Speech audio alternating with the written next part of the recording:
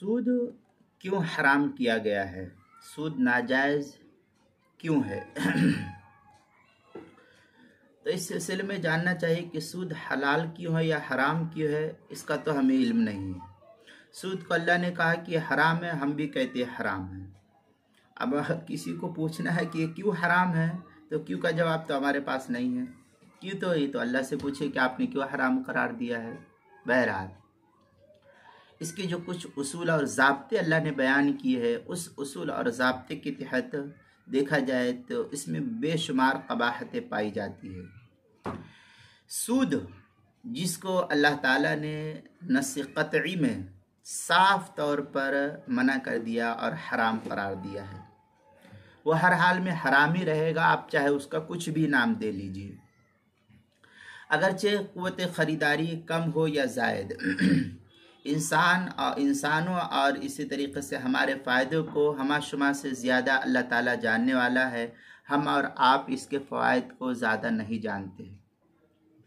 इसके सामने अज़ल से अबद तक पेश आने वाले तमाम वाक़यात और हालात अल्लाह के सामने मौजूद है। वो हकीम है, हिकमत वाला है।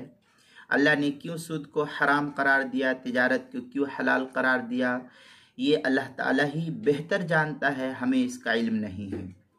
इसकी जो हिकमत है, मुसलमान वही है जो अल्लाह के हुक्म के सामने चू चरा नहीं करता, बल्कि अल्लाह ने कह दिया बस हाथ जोड़ करके अल्लाह के सामने खड़ा हो जाना और उसको मान लेना, यही मुसलमानी कहलाती है। उसके हिकमत भरे बंदों के लिए हिकमतें क्या क्या हैं, इसका इल्म अल्लाह के अलावा दुनिया में किसी को भी नहीं है। इसलिए उसके हिकमत भरे हुक्म में ही हमारे लिए आफियत तस्लीम की जाती है।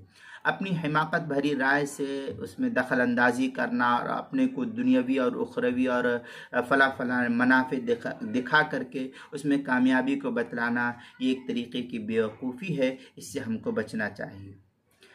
अल्लाह ने सूद को हराम करार दिया है, हमने सर तस्लीम खम करके उसको मान लिया कि अल्लाह ने सूद को हराम करार दिया है, हम आगे कुछ नहीं कह सकते।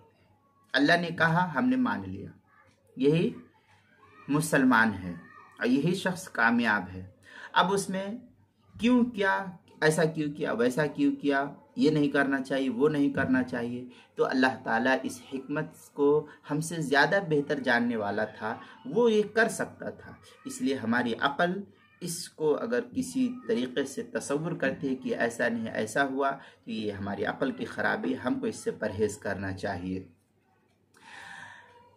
सूद की हुर्मत का हुक्म नस्स क़तई से साबित है। एक नहीं कई एक मकाम पर अल्लाह ताला ने सूद की हुर्मत का बराह रास्त जो है हुक्म नाफिज किया है कि सूद लेना किसी भी तरीक़े से जायज़ नहीं है।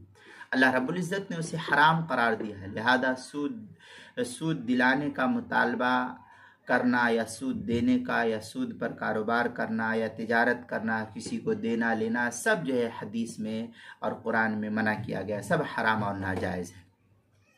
अल्लाह ताला फरमाता है व अहल्लल्लाहुल बैअ व हर्रम रिबा, अल्लाह ने सूद को, तिजारत को हलाल करार दिया और सूद को हराम करार दिया है।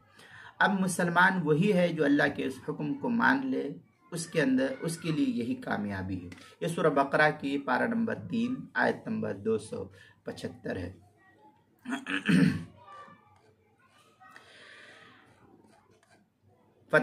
मुस्लिम शरीफ में रिवायत और दीगर बहुत सी कुतुब के अंदर ये रिवायत है, हज़रत जाबिर बिन अब्दुल्लाह रज़ियल्लाहु ताला अन्हु की अल्लाह के रसूल सल्लल्लाहु अलैहि वसल्लम ने लानत फरमाई है सूद खाने वाले, उसके लिखने वाले, उसके गवाह बनने वाले, वे सब के सब बराबर हैं। ये रिवायत जो है आकिल रिबा व मुकिलहु व कातिबहु व शाहिद है, ये वगैरह जो है रिवायत मुस्लिम शरीफ में बाबू लान आखिर रिबा, इसकी जो हिंदी नुस्खा उसकी दूसरी सफ़ा 27, बैतुल अफ़कार अद्दौलिया का जो छपा हुआ नुस्खा उसकी हदीस नंबर 1598 है। अबू दाऊद में बाबू फ़ी अक्ल रिबा, इसके तहत जो है हिंदी नुस्खे में दूसरी जिल्द सफ़ा 473, दारुस्सलाम का जो छपा हुआ नुस्खा उसकी हदीस नंबर 3333 है। तफसील भी मुख्तलिफ़ किताबों के अंदर नकल की गई। उनमें से एक उर्दू किताब है फतावा कासमिया, उसकी 20वीं जिल्द सफ़ा 233 और 234 पर नकल किया गया है।